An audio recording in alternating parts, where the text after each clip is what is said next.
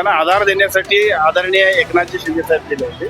सातत्यानं अशा सगळ्या आपत्कालीन परिस्थितीमध्ये नेहमी पुढे असणारं व्यक्तिमत्व म्हणून महाराष्ट्र ज्यांना ओळखतो ते म्हणजे आदरणीय एकनाथजी शिंदे साहेब. गेले 2-3 महिने झाले. खरं तर असं होत नाही, परंतु यावर्षी मात्र 2-3 महिने झाले बजेट आलेलं नाही. खरं आहे, आपले सेक्रेटरी तिथं बसून आहेत. आज सुद्धा मुंबईमध्ये, दिल्लीमध्ये सेक्रेटरी आपले बसून आहेत. पगार होतील. उपस्थितीमध्ये सगळे प्रशासकीय ही यंत्रणा उभी राहते. नेमकं काय या यंत्रणेच्या माध्यमातून लोकांपर्यंत पोहोचेल? सार्वजनिक आरोग्य विभागाचे 2 विभाग महाराष्ट्रामध्ये काम करतात. एका बाजूला मुंबईमध्ये आमचं जे कार्यालय आहे तिथून अतिशय चांगल्या पद्धतीने मॉनिटरिंग होतं आणि प्रत्यक्ष इम्प्लिमेंटेशन मात्र पुण्यामधून अनेक वर्ष होत असते. या पुणे शहरामध्ये वेगवेगळ्या ठिकाणी असणारी सगळी कार्यालय एकत्रित अशा पद्धतीने व्हावीत आणि कामकाजाला गतिमानता आणि प्रशासकीय जे काही एकूण सगळं काम चाललंय ते अजून चांगल्या पद्धतीने व्हावं या उद्देशानं या ठिकाणी नवीन अद्ययावत आणि प्रशस्त अशा पद्धतीच्या 10 मजली इमारतीचा पायाभरणी शुभारंभ या ठिकाणी भूमिपूजन आपण केलं. आदरणीय राज्याचे उपमुख्यमंत्री अजितदादा पवार साहेबांच्या शुभ हस्ते हा कार्यक्रम संपन्न झाला. सार्वजनिक आरोग्य विभागाच्या वतीनं अत्यंत चांगल्या पद्धतीनं लोकांच्यासाठी जे काही निर्णय घेतले जातात त्या सगळ्या निर्णयांची प्रत्यक्ष अंमलबजावणी करणं आणि राज्य शासनाच्या आरोग्य विभागाचं काम अधिक गतिमान करण्यासाठी या इमारतीच्या भूमिपूजनाच्या निमित्तानं आम्ही करत असलेल्या कामाला अजून गती मिळणार. सर, त्याचबरोबर दिनानाथ कुटुंबाचा प्रश्न आहे. ईश्वर 4 समित्यांचे अहवाल आहेत, पण अजूनही ठोस कारवाई नाही. फक्त त्यांच्यावर गुन्हा दाखल करण्यात आलेला आहे आणि तुम्ही समाधानी आहात का या कारवाईवर? पण अजूनही त्यांच्यावर कोणतीही कारवाई झालेली नाही. मंगेशकर हॉस्पिटलच्या एकूण झालेल्या घटनाक्रमानंतर ज्या पद्धतीनं राज्य शासनाच्या वतीने एका बाजूला सार्वजनिक आरोग्य विभाग, दुसऱ्या बाजूला वैद्यकीय शिक्षण विभाग, तिसऱ्या बाजूला ट्रस्ट ऍक्ट खाली विधी व न्याय विभाग या सगळ्यांच्या वतीनं ज्या काही सूचना सुधारणा दिलेल्या आहेत त्यामध्ये पहिल्या टप्प्यामध्ये गैरसमजांवर कारवाई, डॉक्टरांच्यावर संबंधित मेडिकल निग्लिजन्सीच्या विषयावरती कारवाई झालेली आहे. त्या हॉस्पिटलला दंड ठोठावलेला आहे. त्या निमित्तानं राज्यातल्या सगळ्याच आरोग्य विभागाच्या सगळ्या हॉस्पिटल्समध्ये मग ती प्रायव्हेट असतील, ट्रस्ट ऍक्टच्या नोंदीचे असतील किंवा शासकीय असतील त्या सगळ्यांच्या मध्ये अशा पद्धतीनं कुठल्याही पेशंटला नाकारता येणार नाही आणि अशा पद्धतीच्या घटना घडल्या तर काय करावं याची सुद्धा पॉलिसी बनलेली आहे. खरं तर ही घटना दुर्दैवी आहे, परंतु त्या दुर्दैवी घटनेतनं महाराष्ट्रामधले एकूणच रुग्णांचे हक्क हा जो विषय आहे राईट ऑफ पेशंट ज्याला म्हणतो त्या सगळ्याच्यासाठी अत्यंत चांगल्या पद्धतीची पॉलिसी बनते. त्याचा फायदा राज्यातल्या नागरिकांना होतो. काय नरेश म्हस्के असं म्हणाले की जे नागरिक ते कधी विमानात बसले नव्हते, ते देखील विमानात बसले. मुख्यमंत्री उपमुख्यमंत्री एकनाथ शिंदे यांच्या वतीने ते त्यांना विमानात प्रवास करतात. काय वाटतं? सर, नरेश म्हस्केने थोडक्यात टीका अशी केली की ज्यांनी कधीही विमानाचं तोंड बघितलं नव्हतं की कधीही विमानात नसते बसले, आमच्यामुळे ते विमानात बसून आणले. काश्मीर हल्ल्यानंतर असं म्हणण्याचा उद्देश त्यांचा नव्हता. आपण जरा समजून घ्या.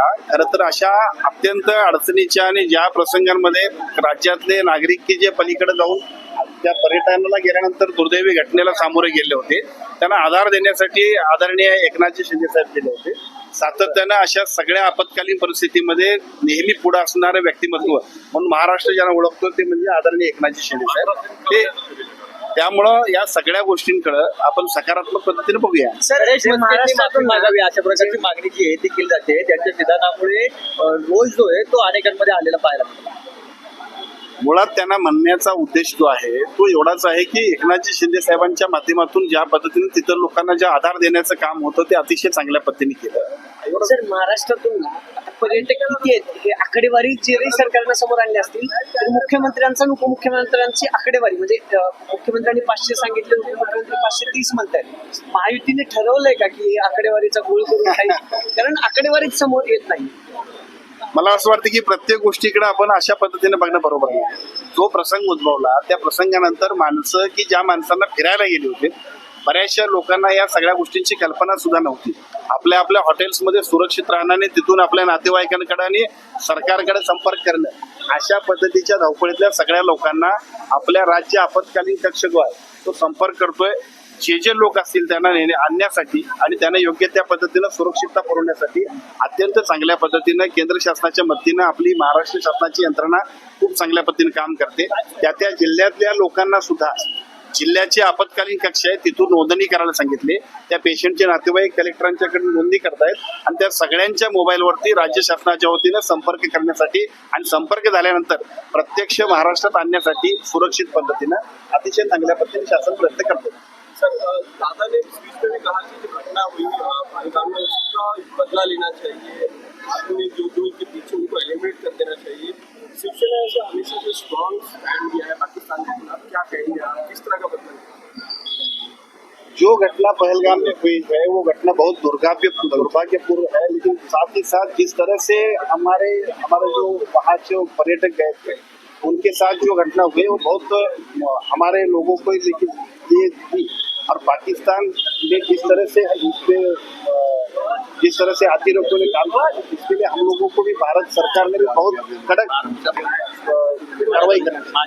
आंबेडकर साहेब या ठिकाणी सकाळ सकाळी सगळ्या लोकांना तुम्ही बोलवलं, मात्र हे जे लोक आहेत त्यांचे 3-3 महिने पगार झालेले नाहीत असं त्यांचं म्हणणं आहे की राष्ट्रीय आरोग्य अभियानाचे जे मुलं इथं आले त्यांचं म्हणणं की 3-3 महिने पगार नाही। नॅशनल हेल्थ मिशन कडे सातत्यानं राज्यातल्या या गेले 2-3 महिने झाले, खरं तर असं होत नाही, परंतु यावर्षी मात्र 2-3 महिने झाले बजेट आलेलं नाही। खरं आहे आपले सेक्रेटरी तिथं बसून आहेत, आज सुद्धा मुंबईमध्ये दिल्लीमध्ये सेक्रेटरी आपले बसून आहेत, पगार होतील असं होऊन जातील पगार। म्हणजे काय असं मागं पुढे होते ताई? एखाद्या वेळेला एकीकडे म्हणतात की वेगवेगळे जे मोठी योजना तुम्ही काढल्यात लाडक्या बहीण, त्याच्यामुळे इतर योजनांवर भार आलाय, किंवा इतर जे योजना आहेत त्याच्या काही ना काही मागं पुढे होताना दिसते, किंवा शिक्षण विभागामध्ये देखील हे पाहायला मिळतं अधूनमधून।